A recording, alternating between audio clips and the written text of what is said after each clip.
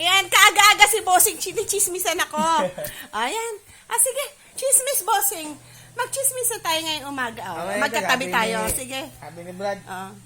Hindi yan, Brad. Ano naman, Bossing? Sige. Yung para pukpuk ko ng pintuan niya. Sige lang, Bossing. Yung para kalabog, baga. Hindi yan, si Brad. Magkatabi lang kami niyan, ha? Frenisa, ang lakas pa ng salita sa akin, ha? Dili na ni Brad iniintindi kay Sige lang. di bali kuwan kay Mag-hello ka sa mga fans mo, Bossing.